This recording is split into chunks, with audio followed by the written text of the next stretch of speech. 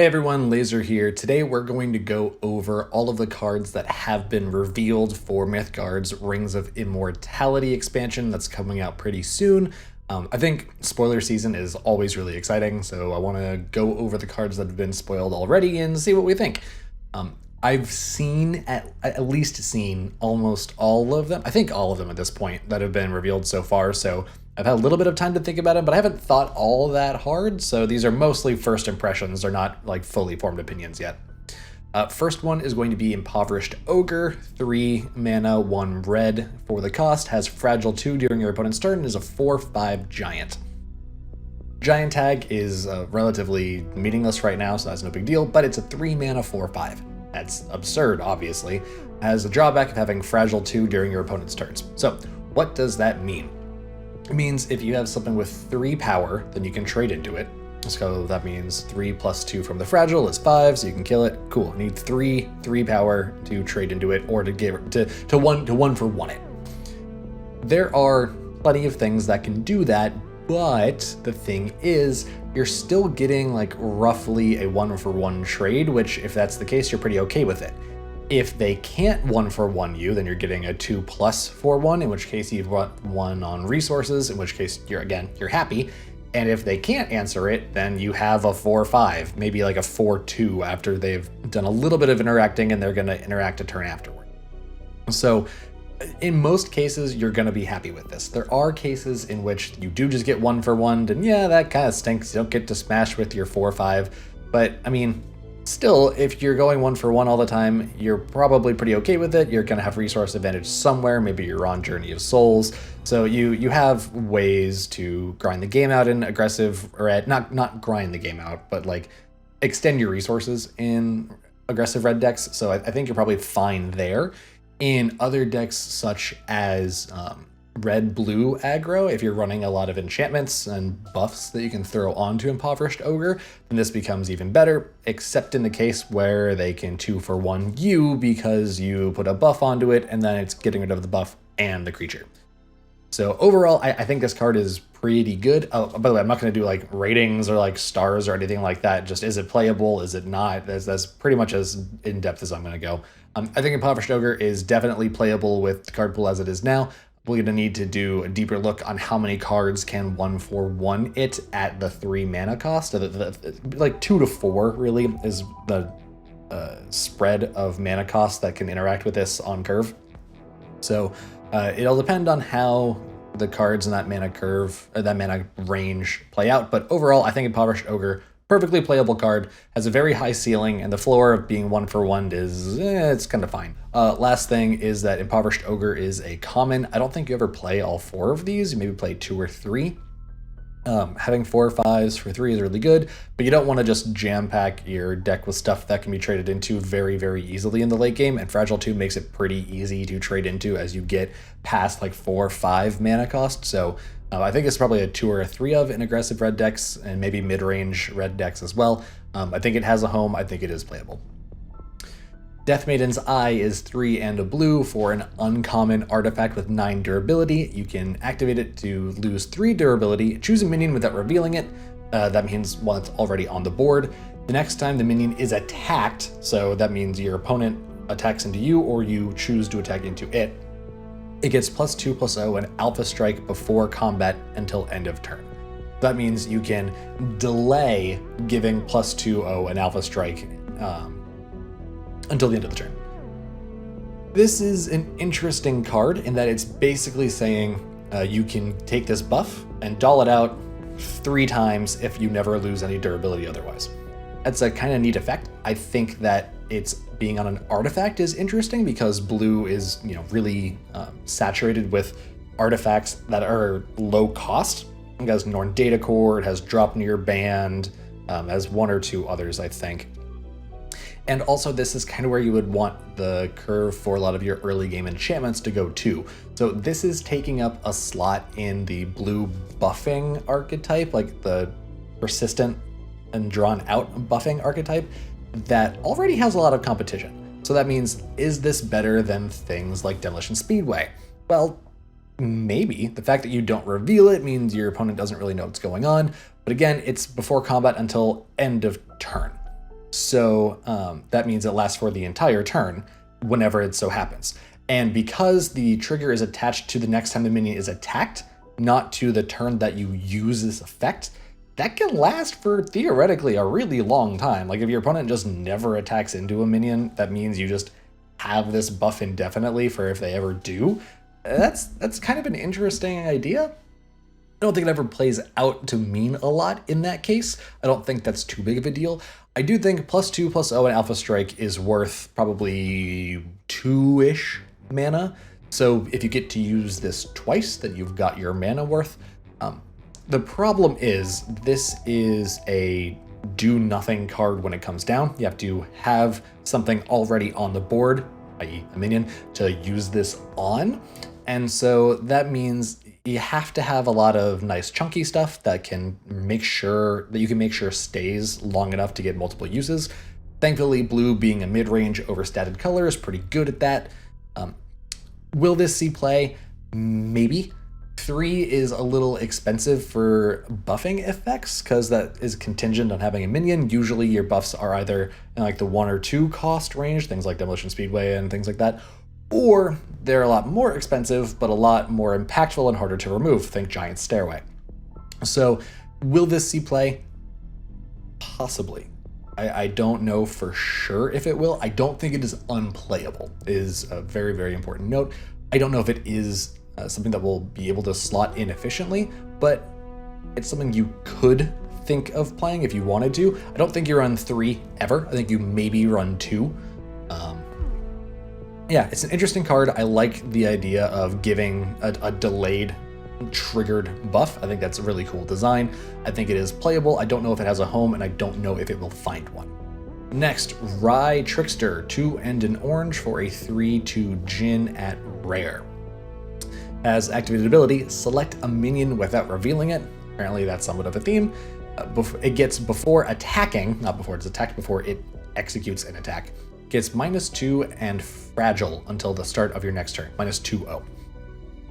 And demise, lose life equal to the number of times you've used the above ability. So you usually will want to put this on enemy minions, of course, because it is a debuff and you want your opponent's things to be weaker. This is a board-centric card, so if your opponent is playing a very controlling deck, or if it is playing something with lots of spells, then you don't get a whole lot of value from it, but it is a 2-mana 3/2, which is a nice stat line. It's over curve, so, you know, we'll take that. -2, -0, and fragile 2 when you're doing attacks is effectively the same thing as -2, -2. So that's kind of nice for a free repeatable effect at the cost of 1 life. We'll take that. The ability basically reads -2, -2, lose a life. You just happen to lose the life later. Again, this is a delayed trigger, very similar to the Death Maiden's Eye. So I think it's really cool design space. I like that they're working with time as a mechanic to balance an effect. I think that's really interesting. Will this see a home? Well, orange mid-range and orange aggressive decks, there we go, words are hard, are definitely a thing. Red-orange mid-range with Stairway to Heaven and the Hell one, Hades, has been around for forever. Board-centric decks have been a thing for a very long time. This reminds me a lot of Shadavar Beast, where it is a way to debuff your opponent's minions and keep it from getting value. I think this card is really cool. I like the warlocky feel of getting an effect and paying life for it. And also this art is really, really neat. Like, I really love this art. Look at this guy. It's like a big old ram head with a big old beard like mine used to be before I had to cut it down because wearing a mask is important. Will this see play? I think probably, yeah. I think it's pretty good. I don't think it's necessarily like a staple gonna make an archetype be absolutely busted the way Shadavar Beast did for a little while, but I think this definitely has a home. I think it's definitely playable, and I think if you wanted to craft a pair of these, I think they wouldn't really go amiss, and I would be happy to crack these in a pack. Sanguine Steel. This is a 7-cost, 2-green gem. As a somatic spell, this is a mythic card in green. Banish all of your own minions. Each is replaced by a 5/2 Stemma Diva with Agile and Life Tap. Super interesting. This is one that is a payoff for having a lot of minions that don't really do a lot, but that can stave stuff off. Green has a lot of these smaller utility minions. Think this is a contrived example, but Dora, the 0/2 that gets to see the top card of your opponent's deck, I think it is a good example of that. Doesn't do a lot on the board, but it has a neat effect that maybe isn't a disruptive ability that you want in your deck. But in the late game, it doesn't have a lot of use. Well, Sanguine Steel has all of those little utility things that you've been accruing value with over the course of the game now have a thing to do. They can pump through a whole bunch of damage because they're agile, and by the time you're at 7 mana, if your opponent's already got a big board and you have a big board, this isn't necessarily gonna win you the game, but it can help you stabilize really, really well by effectively buffing everything up. It can help you stabilize because it has life tap on all of the minions if you're getting a little bit low on life. It is very costly though, and in order for this to be a really good payoff, you have to have a lot of things on the board already. That is kind of a tall order if you're already at turn 7. That said, if you've got a couple like mid-rangey sorts of things and your opponent isn't playing Thunderclap, and you just have like a couple things that you want to buff up, I think this is fine. I think this is a little narrow, but I think narrow design is probably a good thing because it means that you're not just creating staples over and over and over. And this is an interesting design space where you're doing more replacement effects, which we haven't seen a lot of. We've seen a couple transforms, but not many, I think, if I remember correctly. So yeah, I think it's kind of neat. I think it's kind of funny that it's called Diva because it looks like the art looks like a mech. It's a tank, but it looks like a person in a mech. And then Diva calls to Diva from Overwatch, which I think is a nice little nod. Will this see play? Maybe. The green spells OTK deck that I've done a while ago, you can check the channel for a green-blue spells OTK, uses a lot of token generators to have board effect. Yellow-green tokens could maybe be a thing, and maybe you use tokens for blockers, then you control the board with yellow's removal, and then use Sanguine Steel to make everything big and alpha strike them. This is a card that has me thinking a lot of cool things. I don't know how powerful any of them are. I don't know how consistent it is to get there for all of these cool things.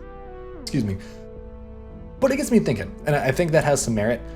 Is it playable? Maybe. I don't think it's going to be an auto-include. I think the deck has to be built to support it, but I think in the decks that this supports, it's going to work very, very well. Guardian Plateau, 5 orange for a rare desert enchantment. Important that it's a desert because there's lots of synergies there. When you create a minion here, create 2/2 Sand Guardians in adjacent unoccupied lanes. And the Sand Guardians are these. They are 2/2 ephemeral Djinn tokens. Djinn, again, don't really have any tribal support right now, so that's not too big of a deal. But this is a 5 mana do-nothing enchantment. Sure, we've seen plenty of those, Giant Stairway probably being the most ubiquitous I can think of, alongside the red-orange mid-range namesake enchantments. It creates 2/2s. 2/2s are pretty good. They're not insane, but they're pretty good. We've already seen yellow snakes pumping out 1/1s be pretty solid, so we already know that getting token value over time is definitely something that is worthwhile. And you don't need to be creating anything particularly insane. This turns playing a 1 mana 1/1 into a 1 mana 5/5 across 3 bodies. Sure, it gets answered by Thunderclap. Sure, it gets answered by Fork Lightning or whatever it's called. Who cares? You got a 1 mana and got 5/5 worth of stats out of it. That's insane. Now, it does mean you need to be able to play 5 mana and not have it have an immediate effect on the board. That is not always the easiest thing to do, because that means you'll have to either A, have controlled your opponent heavily enough such that whatever they do after you take a turn off isn't going to decimate you, or B, be so far ahead that they still need to deal with what you've done the turn before in order to get back to parity, and then you can use this to propel yourself ahead again. Whether or not you're going to get there, we've seen plenty of decks be able to do it before, but a lot of those enchantments have immediate effects once they're played, like buffing from Giant Stairway, or give absurd amounts of value. This gives good value, not necessarily absurd value. I think this is something that needs to find a very dedicated deck to support it. It needs to have lots of potentially Anthem effects, things that buff up a wide board. This would go pretty well with Sanguine Steel. You have a token generator, and then you can transform everything from a 2/2 to a 5/2. That's pretty nice. I think this doesn't really matter too much for desert decks. I don't think any of that synergy really has anything to do with tokens, so that doesn't matter all that much. Though if you do have incidental desert synergy in the deck, then, you know, that's always a nice plus. The 2 orange I think is completely fine. That doesn't really limit it all too badly at all. Yeah, I like this card. I like the idea of token generators. I like the idea of long grindy games. I think yellow-orange tokens was a deck that was always kind of close to being viable, and Guardian Plateau maybe does enough there for that to be a thing. Probably not, but at least like gives it a nice boost. If you have ways to exploit your 2/2s, like if you have Root of the World and you can just yoink those out of existence to go grab another minion out of your deck, then that's super good. Having free 2/2 bodies that you can just do stuff with is always kind of nice. If you have, say, like Sacrificial Altar, I think it's called, where you can exploit a minion on your enchantment to give everything else a benefit, then maybe this is good there. I don't know. I think this is a deck that a card that has to go into a deck built to exploit it. It's not a staple by any means for lots of archetypes. I think if you're going hard on tokens, then it will be a staple there. And I don't know how strong that is. So maybe this is a thing, maybe it's not. I think it is testable. I think it's definitely worth trying.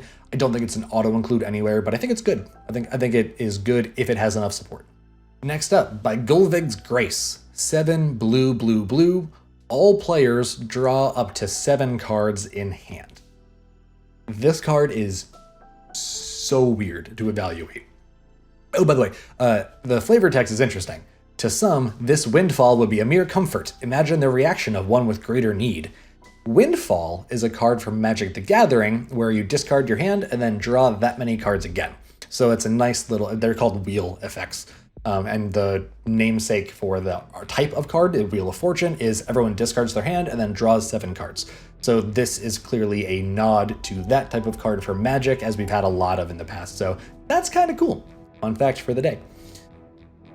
This card is weird to evaluate. I think it's playable, first of all. But there's a couple situations where this card could be played. The first is you are playing a faster deck. You are the beatdown versus your opponent. You play this card because you don't have any cards in hand and you want to refill. In that case, your opponent probably already has more cards than you do, so you're getting up to resource parity, in which case you are happy, except for the fact that you just took a turn off to draw. Now, we talked about that a little bit before. Taking a turn off can be a good or a bad thing. Usually it's not what you necessarily want to do unless the effect you're getting for it is huge. Drawing up to 7 cards is a great effect, but it doesn't move the board state in your favor if you are the beatdown. So this in beatdown decks is playable. It definitely has a space, but I think it's better as a top deck in aggressive mirrors where both of you are already kind of running out of steam.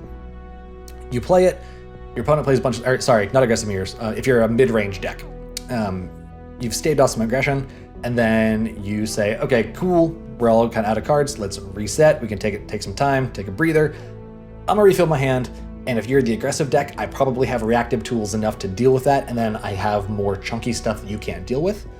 If you're the slower deck, then, I mean, we're already going 1 for 1 already, this has been just fine, it's already gotten this far, I now have more tools, and you probably are running out of removal faster than I'm running out of threats.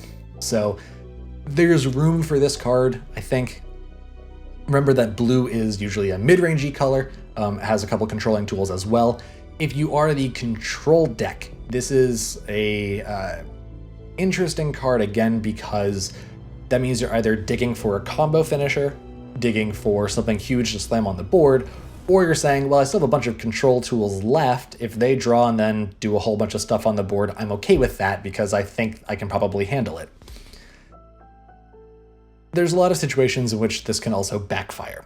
If you say are in an aggressive mirror and you're saying, all right, you know what, I need to go for a win next turn. There's the one card that I need that Thunderclap to get that last 2 points of reach. I need to get that Cataclysm to close the game out. I need to dig for it. Then yeah, sure, maybe it wins you the game. Probably equally as often, it also gives your opponent exactly what they need in order to win the game because you just took a turn off. So I don't think this is unplayable. I think it's good. I think it's going to be a very high skill ceiling card. Being able to correctly identify when you can play this and not just hand the game over to your opponent is going to be weird.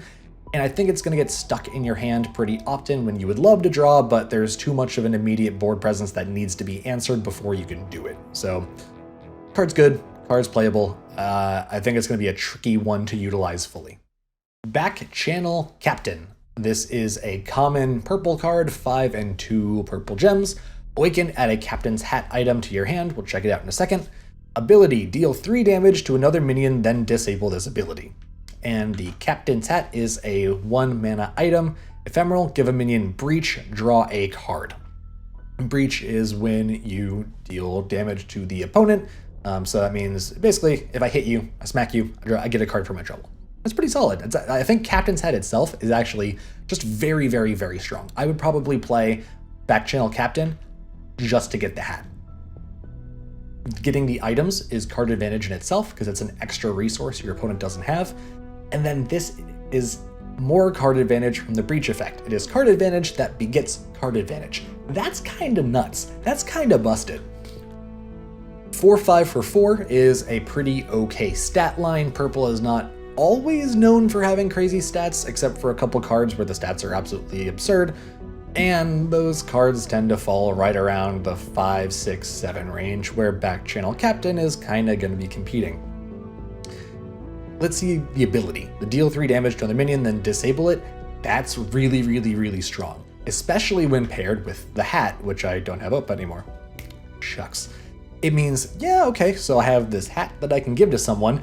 I'm going to go ping off your blocker, kill it, get it out of the way, go buff up the thing that you were trying to block with it, and then go ahead and get that Breach effect. That's really, really good. That is tempo because you took something off the board for your opponent, and tempo because you just managed to push the envelope a little bit and get yourself more resources. The ceiling on this card is really, really nuts. Even just getting it on the board as a 4/5 blocker against like a mono red aggro deck, and then picking something off next turn, you get like a 2-for-1 by trading it into something else. I think this card is really, really, really good. Especially as a 4 of, is that something you play? Maybe. I think 2 to 3 is probably the sweet spot. I think 3, I think this is definitely worth playing.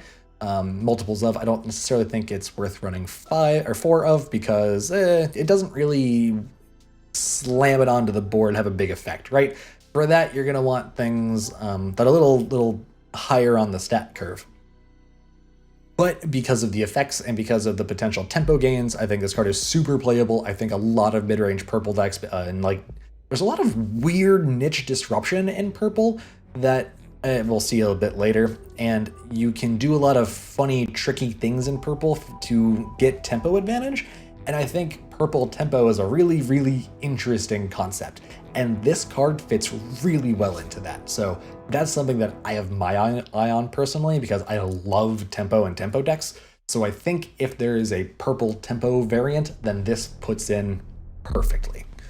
Duo Flex. 3 yellow for a common, 2 and an activation, double strength and health. Yo, this card's nuts. This card has some crazy possibilities. Okay, so first of all, 3 mana. Do you ever play this on curve? Maybe. The problem is it's really easily answered the turn you play it. If you don't really get to activate it, it stays as a 1/1, and there's a myriad of cards that can deal with 1. But if you have a game that is drawing out a little longer, that's grinding out value, that is more controlling, and you use this as a long-term finisher, then it has crazy, crazy potential. Let's say you're going 1-for-1 with your opponent. You know, have a vicious cycle, you get rid of their Magmatar or something like that. You know, they got their big beefy stuff. You're managing to stabilize a little bit. Things are going pretty okay. Then they take a turn off to do something like draw a whole bunch of cards. Well, he didn't do anything. We've seen a lot of cards today that don't have immediate impacts. That's a time frame where you can just slot down your Duo Flex and start riding it over the course of a couple turns to beef it up. And the other thing is, this carries even just one singular buff insanely well. If you just put like God's Blood's Transfusion onto this and then leave it alone for the rest of the game, it will win the game for you if they don't have a way to interact with it.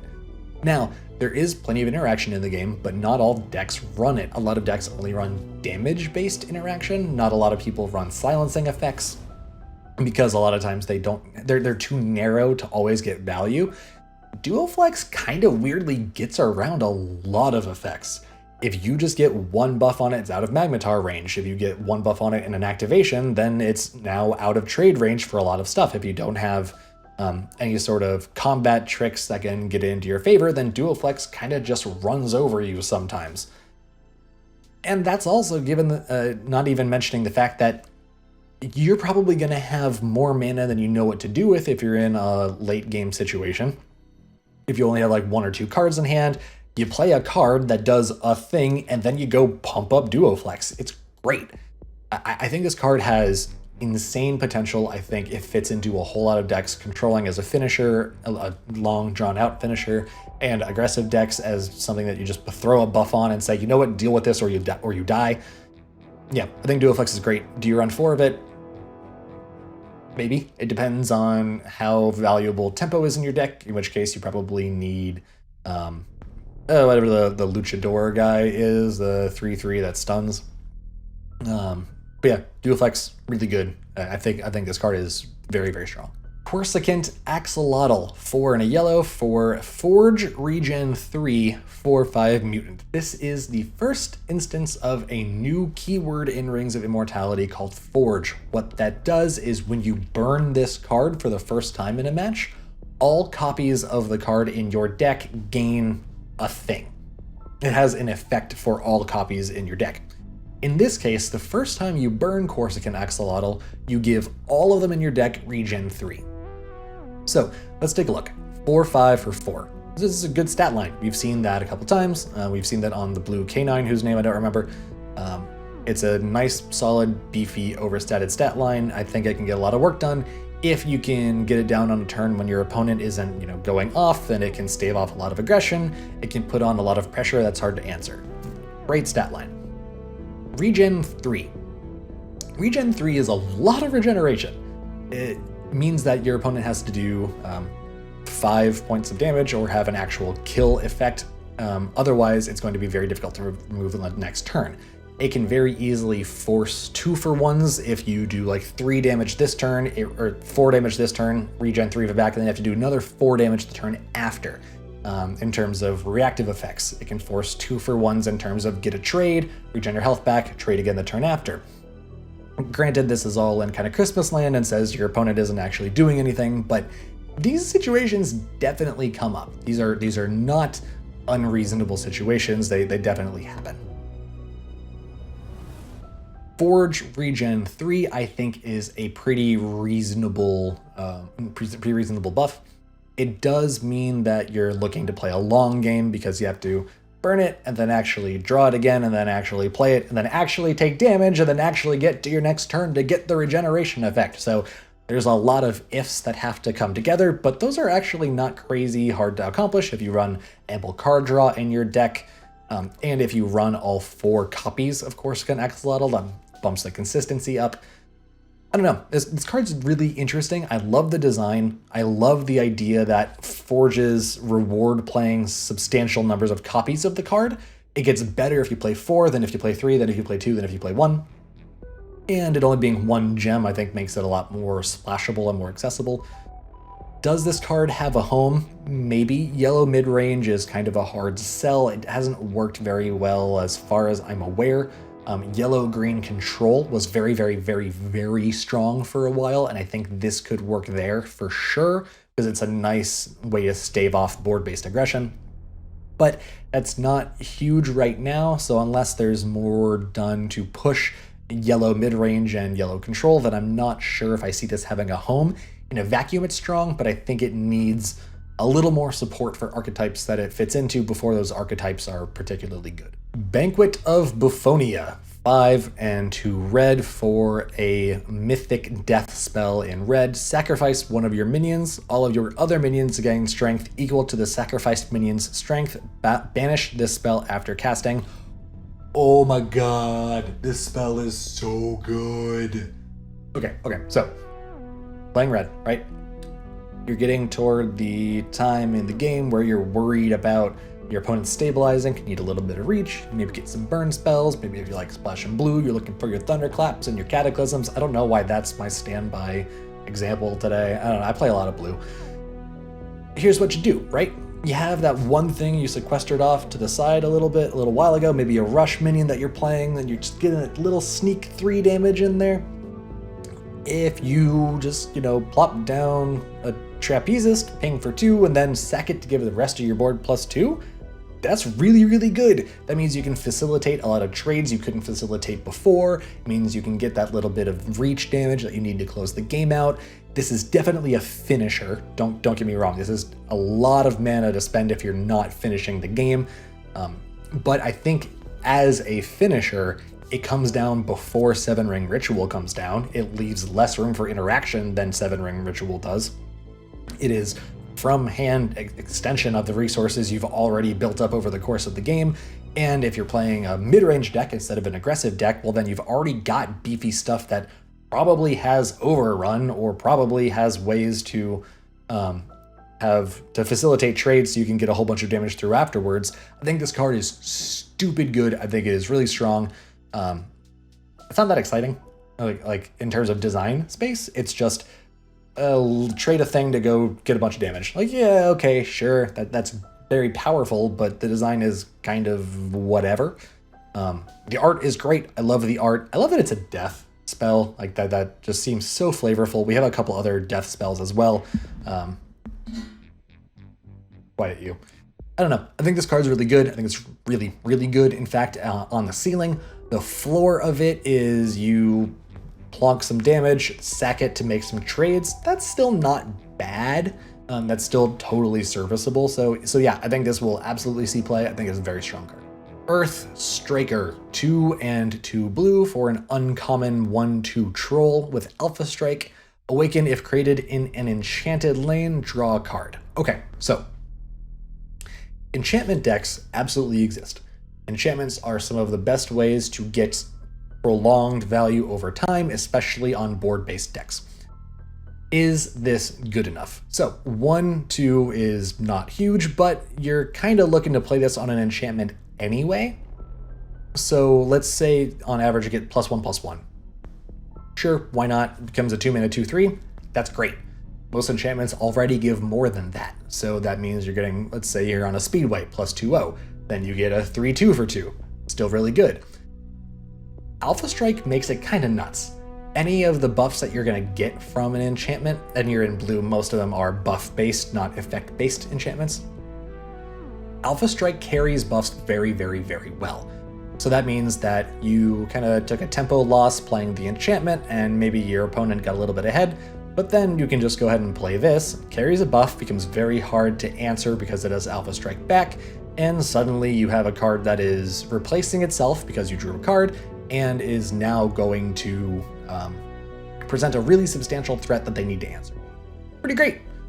In the case where you don't have it on an enchantment, you have an Alpha Striking 1/2 for 2, that's not that good, but it's not the worst either if you play it on curve. Maybe they have like a Trapezist that trades into it, you still get a damage onto it, sure, why not? It's a very dichotomous card. In the good case, it's very good, in the bad case, it's not very good. You have to play a critical mass of enchantments in order for this to reliably proc, so you're definitely looking at an enchantment-based deck, of which there are several. I don't know. I think it's playable. I would have to play around with it to see how playable it is. I think it is substantially better on curve than it is... well, is that true? That's not necessarily true. The interesting thing with this card is that usually bad stat lines become dead draws later in the game. But later in the game, if you're an enchantment heavy deck, This is basically 2 mana, draw a card, and then you also get a body for free. So as a top deck, actually, in the late game, it's really good. Does it make it more playable? Yeah, I think it does.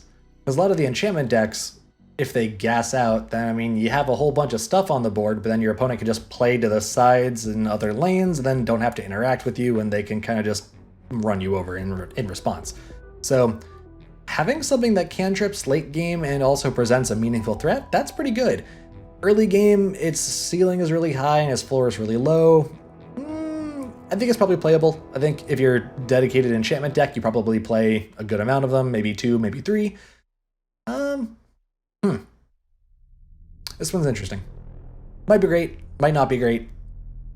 Definitely worth trying, though, for sure.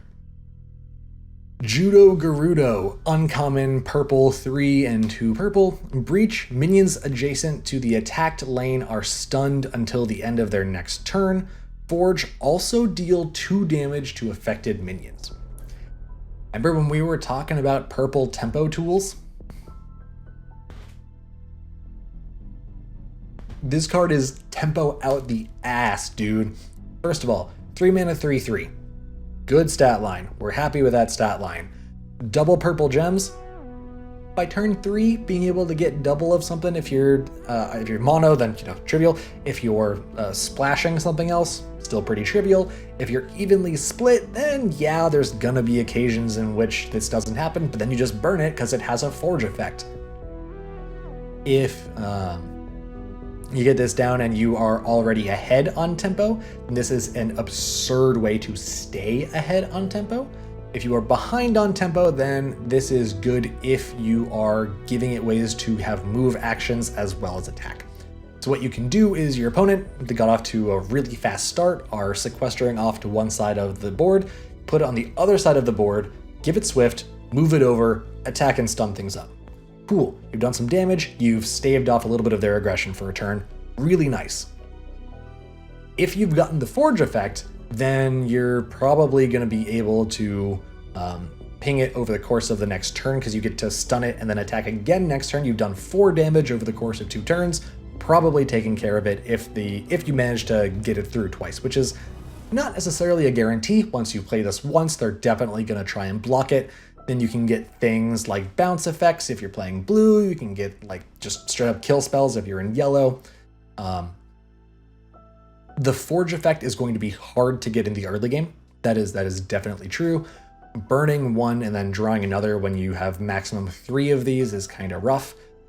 But the disruptive potential of this and the tempo potential of this, I think, is definitely worth it. I think this is a pretty easy 3 of in any purple deck looking to go somewhat fast, and I just love the way they're giving purple, specifically tempo-based disruption ability. I think this card is great. I really like it. I'll probably play a bunch of it. Unified Front, 3 and 2 green for a rare enchantment. While occupied, enemy minions created anywhere other than the opposite lane take 1 damage. That means there's 6 lanes worth of board that you are pinging for free. If you're against a token deck, this card just kind of wins you the game half the time. If you're against snakes, the snakes never get to live. If you are against an aggressive deck, then you have a very easy way to start trading into them over the course of the rest of the game because they just have some trouble really doing anything. This combines very well with effects that give fragile. If your opponent is on Turn of Seasons, then they are taking 2 damage. That is absurd. If you have, what's it called? Field of Poppies, I think, is the one that gives enemies fragile. Is that right? And there's a blue enchantment that gives enemies fragile that this is absolutely bonkers with.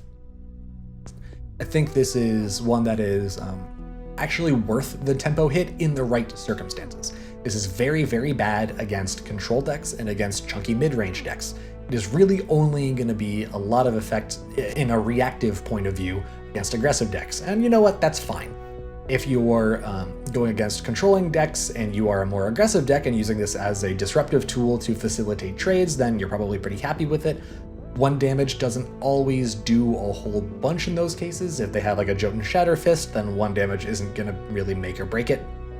But you're always happy to try and get that chip damage in order to trick trades for yourself and get trades into your favor. I think this card's good. I think if you're running it, you have to run 2. I think if you are running it, you are probably a reactive and more controlling deck, but not necessarily. That's not guaranteed. There are probably some aggressive decks that will want this to facilitate trades. I think this card is good, not amazing. I don't think it's an auto-include by any means, but I think it is a tech card that if you're wanting to shore up your aggressive matchup, you can probably put it in. But yeah, I think it's definitely a tech card. I'm trying to go a little faster because this has been going on for forever. Doper, 1 mana yellow for a common 0/2. You can activate it to get +2 or -1 or +0/+1. Basically, every turn it gets kind of swole. I think this card is super, super good. Here's why. Yellow aggressive decks kind of blow. They're not great. They have a lot of room for improvement. This can come down as a 0/2, block something, and then you're just happy to, heal it back up over the course of a couple turns because yellow has a lot of healing effects. This can come down as a 0/2, and then you're like, you know what? I want it to be a 2/1. Being modal like this is really, really neat because it's super flexible. Yellow aggro doesn't really have a lot of flexibility. It's kind of just, here's my stuff, please don't do anything to it. And it's a very honest, straightforward aggro deck, and that's kind of to its downfall. I think being able to be modular and be more reactive to your opponent's situation as an aggressive card is super neat. I think the claim of these babies are 100% natural is an absolute lie, but we'll take those. Yeah, I love the flavor. I think this card works really, really well as a design. The effect matches the flavor, matches the art. That's really, really nice. And this is a space that yellow is sorely lacking in, so I think it's cool that they are designing toward it. So yeah, I like this card a lot. Is it a staple? Maybe. If your deck really needs 1-drops in yellow, then this is probably the 1-drop you will go to if Maze isn't going to get it done. But the situations right now where that's the ask are few and far between. So it'll depend on the rest of the set, and it'll depend on what the decks are asking for. A Dorner of Fertility. This is some phenomenal placeholder art for 1 and an orange Omen 1/2. Awaken, add the Ring of Birth to your hand, which is a 1 mana item that is ephemeral and says give a minion, add a new copy of this minion to your hand in 2 turns. Okay, there's a lot going on here. I love this card. First of all, 1 mana 1/2. Perfectly serviceable stat line. Very happy with that in the early game. Even in the late game, it's just 1 mana, so who cares? The art is phenomenal. God, I hope at some point they give us a pack of all of the placeholder art because I love it all so much. Ring of Birth is probably the most interesting card that has been spoiled so far. Again, they're using time as a balancing effect for effective cards. That is such a neat concept. I love that. It's slow though. 2 turns is a long time. So you're going to be playing this in a deck that is happy to play the value game, happy to grind out a little bit, or, and this is why it has my attention, a combo deck that is reliant on 1 card, 1 minion specifically. I'm thinking Sablewing Zyra as an example. It's something that you want to put on the field and say, well, okay, if it doesn't work out, if this gets removed, if it gets blocked, then I can try again a couple turns later. This gives redundancy to cards that your strategy relies on, and I think that is a really, really neat way to do that. You don't have to add more copies of the card. You can just Ring of Birth it instead, give it basically a form of protection. I think that is just such a neat way to do it. I really love this card. I think it is super flavorful as a cycle of life and birth. I think it is a really neat design, again, using time as a balancing mechanic. And on a personal note, this was given to my friend Eolus as her reveal, and she's having a kid pretty soon. And I don't know. I love that the developers gave it to her. They have a really great relationship with each other, so that just made me really happy. So I really like this card. I love its effect. I love the way it was revealed and who it was revealed by. I don't know. This card's great. I cannot wait to see what happens with it. Unfortunately, this is also my vote for potentially the biggest flop card. I think it has the most potential, but I think it's going to take some real creativity to make it reach that potential. Otherwise, a lot of times you're just going to be like saying, okay, 2 turns from now, I get to use my enter the battlefield effect a second time, which is still good, but kind of lackluster. So we'll see how this goes. This is the card that I have my eye on the most. Roadled Steed, a common 6 mana vampire for 2 red. Has Swift, it is a 4/8, and after dealing damage to a minion while attacking, deal equal non-combat damage to your opponent. There's been some discussion on the Discord server about whether or not this card is good. I think it is very, very good. I think it is meant to be a topper for an aggressive mid-range deck. I'm not talking mono-red aggro, I'm talking things that are overstated, things like Serendipity Ifrit goes along well with this, a 3 mana 4/4 that is just trying to push damage through but also control the board at the same time. I think it is a very good card to carry buffs because it takes the same amount of damage to the minion and the opponent. So yeah, right now you're doing 4, but throw this on a stairway, 7, you're hitting a minion for 7 and then your opponent for 7. That's crazy, that's 14 damage worth effectively that you just did. So this card is slow, but it also has a stat line to back that up, right? Not a lot of ways to deal with something with 8 toughness all at the same time. You can bounce it, you can kill spell it, you can maybe like silence it, but it's reliant on you actually having those effects in your deck, which you probably have at least one of, actually drawing them, which again, sure, maybe you did, and then having never used them before against a deck that is intending to put out consistent pressure on you over the course of the entire game. That's a lot of ifs, man. I think there's a lot of situations in which this card just does a lot of work. I don't think you ever play 4 of them. I think you play 2 at most because you want to most of your late game in those sorts of decks need to really, really work to close the game out. And this gives you a lot of value over time and clears the way for those cards. I'm thinking like Living Mountain, right? Like your giant beaters. This clears the way for those to do their job, but this doesn't do the same job as those cards. So I don't think you can afford playing all 4.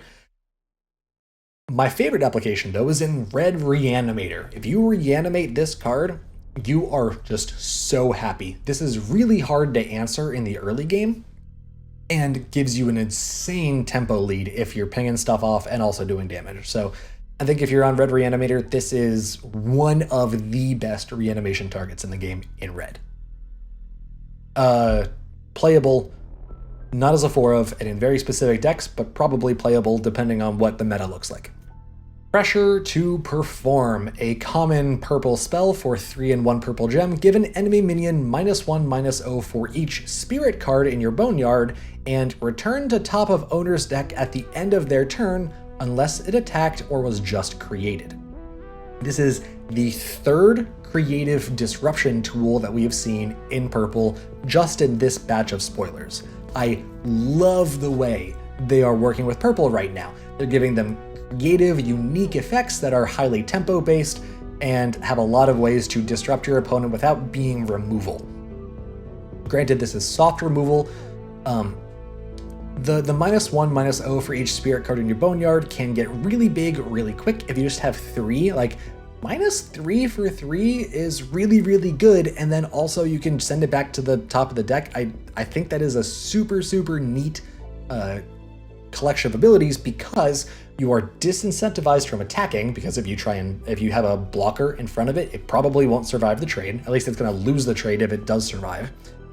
And you're disincentivized to not attack because then you get your card draw denied. This is a resource you already spent time to develop onto the board.